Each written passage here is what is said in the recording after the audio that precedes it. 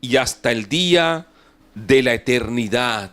Amén. Qué poderosa palabra esta que se escribe en esta carta a Pablo. La escribe Pedro, segunda carta de Pedro. Y es una exhortación final. Es una exhortación que da Pedro en la segunda carta al pueblo. Y en esos últimos días nos ha venido hablando el Señor a través de su palabra acerca de la conducta, acerca de los últimos tiempos, acerca de cómo deberíamos nosotros estar en este. Vimos, ahora sí. Entonces, debemos entender los tiempos que estamos viviendo. Hay un ambiente preparado, la atmósfera como tal ya está preparada para la venida del Señor. Y aquí lo hemos hablado mucho, y yo creo que lo que hoy estamos viviendo, aunque muchos no lo crean, yo particularmente sí lo creo, que ya estamos viviendo los tiempos finales. ¿Cuánto tiempo falta? No sabemos, pero ya el mundo está en una etapa de dolores de parto o principio de dolores. Ya transiciona en esa etapa previa a la venida del Señor, y tú y yo tenemos que estar preparados para que ¿qué? Para que su venida no nos sorprenda como ladrón en la noche. Y en esos últimos años han pasado cosas que nunca antes habían ocurrido. Los gobiernos, la élite, trabajan, las organizaciones trabajan aceleradamente en la implementación del gobierno del anticristo, del nuevo orden mundial, un gobierno totalitario, un gobierno sin libertades, un gobierno donde se impondrá un nuevo sistema económico, un nuevo sistema gubernamental, un nuevo sistema de gobierno, un nuevo sistema social, un nuevo sistema militar. Se impondrán muchas cosas. Hay solamente que leer las páginas de la Agenda 2030, leer las páginas del Gran Reinicio Económico y darse cuenta todo lo que pretenden, y que usted, si lo lee sin discernimiento, va a entender y va a decir: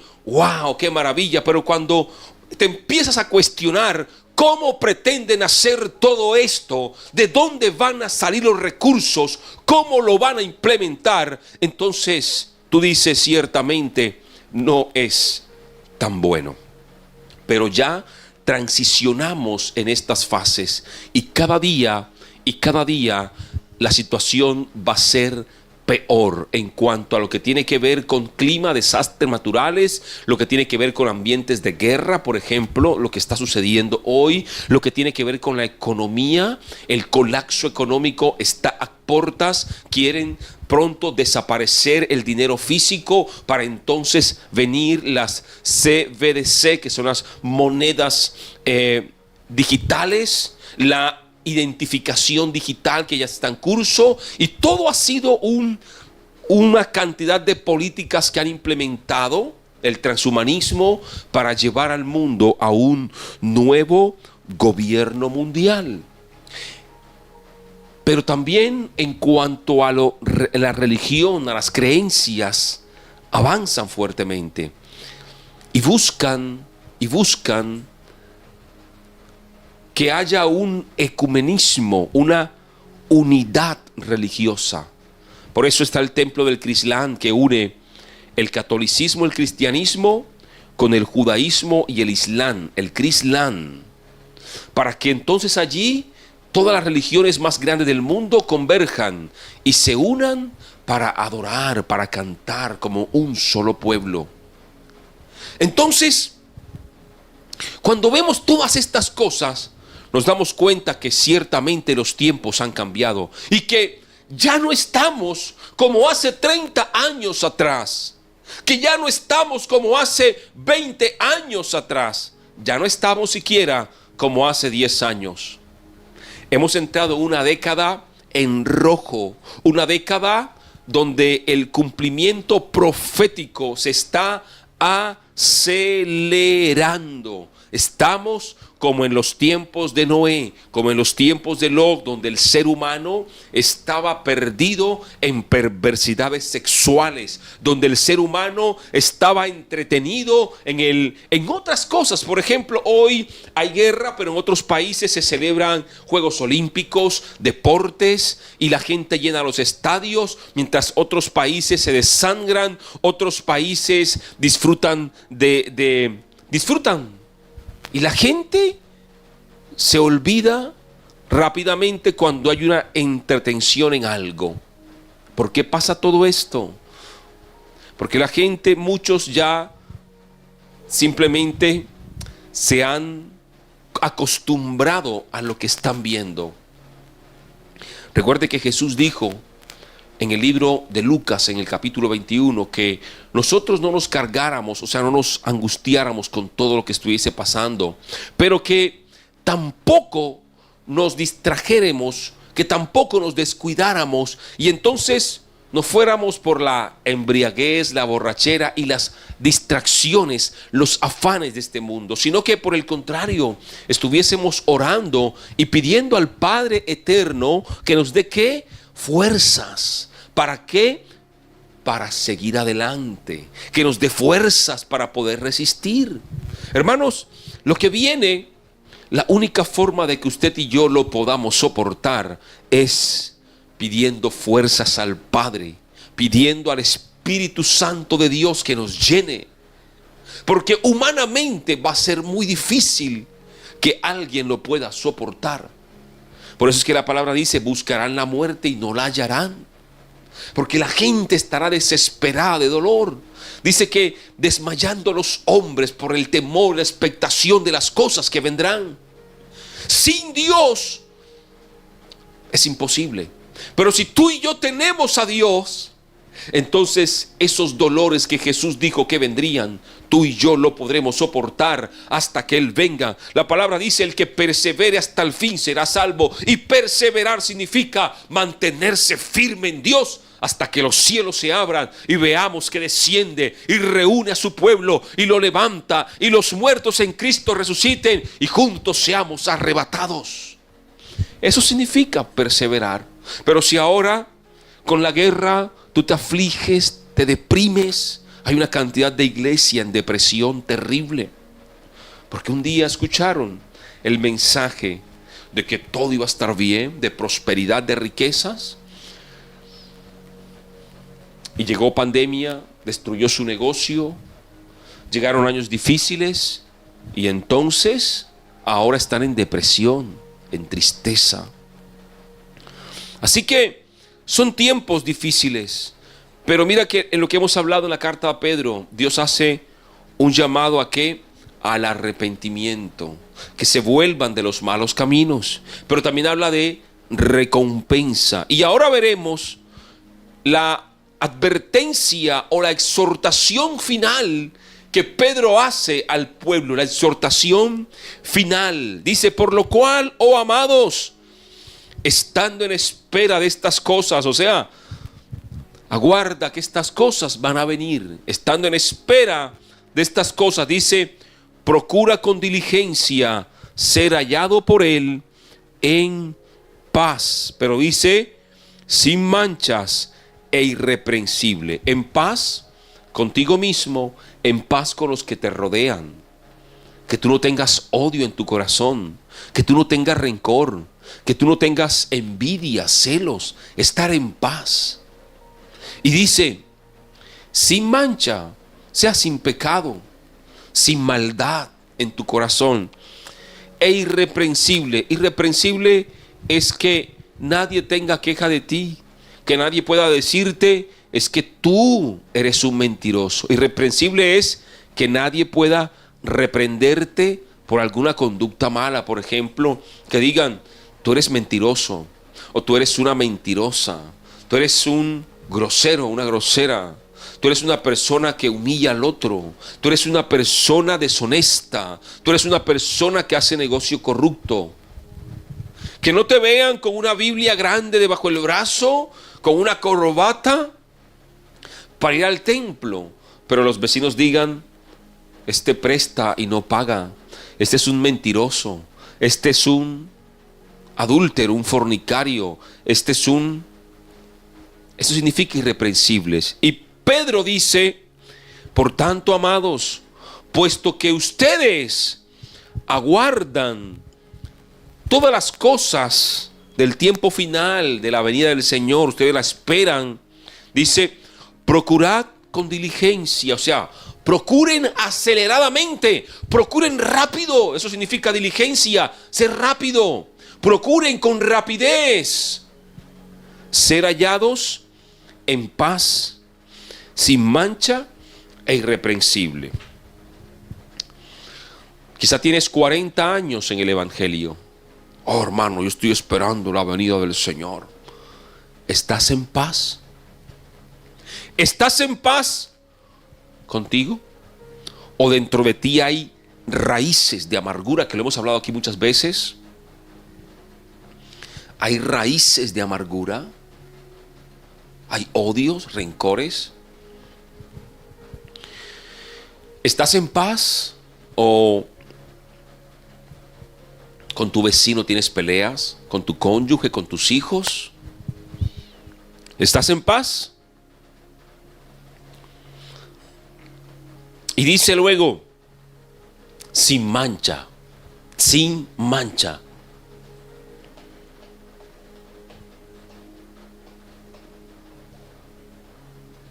Dice, sin arrugas, irreprensibles, que nadie pueda levantar el dedo contra ti y señalarte. Pero también vemos que da algunas directrices de que cómo debemos estar nosotros o qué debemos hacer en este tiempo. Dice, estando en espera de estas cosas, procurad ser hallados sin mancha. Y yo creo que sí es posible vivir en santidad. Hoy muchos ponen la santidad como que por imposible. La religión te carga de cosas. Y para algunos la santidad es un velo en la cabeza de la mujer. La santidad es una falda a los tobillos. La santidad es la corbata en un hombre. Para muchos la santidad son simplemente apariencias. Pero he visto casos de familias que visten de una apariencia de santidad porque así visten los cristianos, pero es un hogar que se destruyó por adulterio, por fornicación. He visto con corbata y con apariencia de cristianos, pero un hombre que cayó en negocios corruptos, cayó en mentira, en estafas.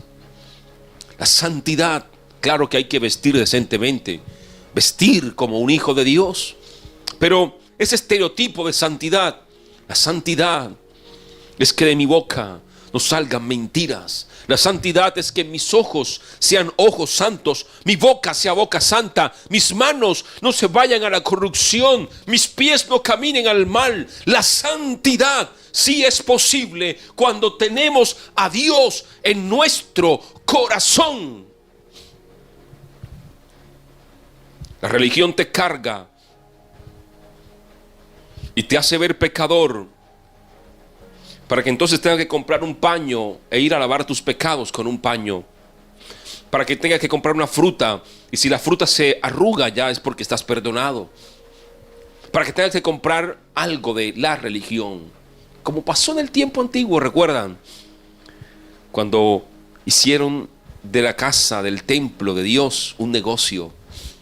Entonces el que quería ir a pedir redención de pecados tenía que comprar en el templo la paloma o la oveja, lo que fuera, el sacrificio. Eso pasa en este tiempo. Pero tú y yo hemos sido lavados por la sangre del Cordero. Tú y yo hemos sido purificados con la sangre del Cordero. Y ahora tenemos que caminar en santidad. Si es posible vivir una vida en santidad, en paz, una vida sin que haya gente que tenga que reprenderte. Versículo 15 dice: y considerad la paciencia de nuestro Señor como salvación. La paciencia, esa palabra es clave en el tiempo final. Significa soportar dolor sin quejarme ni rebelarme. Paciencia, dice. Y dice: tal cual os escribió también nuestro hermano amado Pablo, según la sabiduría que le fue dada. Asimismo, en todas sus cartas habla de ellas, en ellas de esto, en las cuales hay algunas cosas difíciles de entender, que los ignorantes e inestables tuercen, como tuercen el resto de las escrituras, para su propia perdición. ¿Y qué estamos viendo en este tiempo? Gente predicando una cantidad de locuras. Aquí está clara una palabra. Gente que hoy está torciendo la interpretación, torciendo la palabra por su beneficio económico, su beneficio personal, o porque es una persona deshonesta, es una persona de maldad, es una persona de adulterio, de fornicación, es una persona inestable, es una persona perversa. Y entonces tuerce la escritura para su propio acomodo. Es decir, que la Biblia se acomode a mí y que la Biblia se modifique para mí y no yo modificarme a la palabra. Eso hacen los perversos. Y mucha gente está corriendo tras estos perversos. Pablo le escribió a Timoteo, aquí lo hemos hablado mucho, lo dijo: Timoteo, ten cuidado, porque en el tiempo final habrán gente avara, blasfemas, amantes de sí mismo, gente que tendría una apariencia de ser gente buena, pero que lo que predican es simplemente para desviar a otros de la verdad y que se vayan a la perdición. Cuida tu corazón, hermano, cuida tu vida y no permitas que nada ni nadie te desvíe del Señor. Y dice: por tanto, amados, sabiendo esto de antemano, velad. Esta versión que tengo dice: estad en guardia. No sea que, arrastrados por el error de los hombres libertinos, caigan de vuestra firmeza. Hermano, yo le sugiero a usted que esta segunda carta de Pedro, el capítulo 3, este capítulo 3, segunda de Pedro, capítulo 3, versículo 14 en adelante, usted lo subraya en su Biblia y lo resalte y tenga grabado esto en su corazón, de que tú, hermano, debes estar velando para que no seas arrastrado por el error de hombres libertinos y caigáis de vuestra firmeza. Yo por eso siempre les he dicho, hermano, lo que yo predico, usted llévelo a la luz de la palabra y confróntelo con la palabra y diga: ¿es lo que está predicando es verdad o lo que está predicando es un error? Y me escribe y me dice: hermano, es un error lo que usted está predicando allí. ¿Por qué? Porque usted no puede, hermano, y le voy a dar este consejo: no dé por sentado y por hecho que lo que usted escuchó en una predicación así es. Dios le envía un mensaje fuerte a Éfeso, pero le dijo a Éfeso: Éfeso, me gusta de ti que tú pesas los espíritus y tú hallas por mentirosos a los que dicen ser apóstoles y no lo son. Dios le dice a Éfeso: me gusta que tú no te dejas engañar fácilmente de los que andan por allí con falsas doctrinas.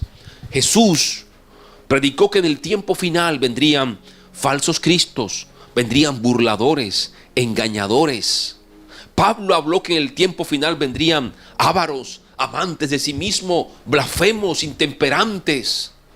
Usted no dé por sentado cuando escuche una prédica, usted llévelo a la luz de la palabra de Dios. No trague entero, hermano. Yo lo exhorto hoy, como Pablo aquí escribe, a que usted se empape de las Escrituras, estudie la palabra de Dios, estudie la palabra, grábela en su corazón y en su mente. Y cada vez que escuche un mensaje, cuestione y pregunte: ¿usted de dónde saca esto? ¿De dónde está predicando esto? Porque gran parte del engaño que ha vivido la iglesia es por no estudiar la palabra, es por no saber la palabra. Y Satanás es más peligroso cuando usa la palabra. Satanás es peligroso. Lo quiso hacer con Jesús. Cuando Jesús estaba en el desierto, allá se le acerca y le dice a Jesús, le dice Satanás a Jesús: mira, lánzate, que escrito está, a sus ángeles mandará cerca de ti para que te guarden. Con la palabra quiso también tentar a Jesús. Y en este tiempo hay mucha gente perversa, mucha gente blasfema, gente que no tiene un corazón honesto, que no tiene un corazón puro, y entonces caminan cada día tras la maldad, tras el engaño. Y usted, hermano, no puede dejarse engañar. Usted estudie la palabra, ame la palabra de Dios, porque hay gente que lastimosamente se ha dejado desviar por caminos torcidos, gente que se ha dejado quitar la salvación o quitar la firmeza que habla aquí Pedro, por correr tras una doctrina, por correr tras un profeta, tras un hombre, tras un apóstol. Tenga cuidado con eso. Y dice: antes bien, creced, dice. Cuida, dice en el versículo 17, que tú no seas arrastrado por el error de hombres libertinos y caigas de vuestra firmeza. Más bien, crece en la gracia y el conocimiento de nuestro Señor y Salvador Jesucristo. O sea, crece en la palabra, crece en el tiempo de oración, crece en la intimidad con Dios. A Él sea la gloria, ahora y hasta el día de la eternidad. Yo creo que esta carta de Pedro es muy poderosa para nuestra vida, porque nos ayuda a entender el tiempo final y también acerca de cuál debe ser nuestra postura y también la advertencia final. Y quería compartirla con ustedes esta semana, porque yo creo es muy poderoso. Y yo les sugiero que subrayen su Biblia estos versículos del 3:14 al 18. Usted todo cuestiónelo a la luz de la palabra de Dios. No consuma así literalmente lo que ve en YouTube, en Facebook o en la congregación, sino todo llévelo a la luz de la palabra. Amén. Vamos a orar, que Dios nos ayude a poder perseverar hasta el final, porque son días difíciles, días complicados, y solamente en Dios podemos nosotros soportar hasta que Él venga. Padre, gracias.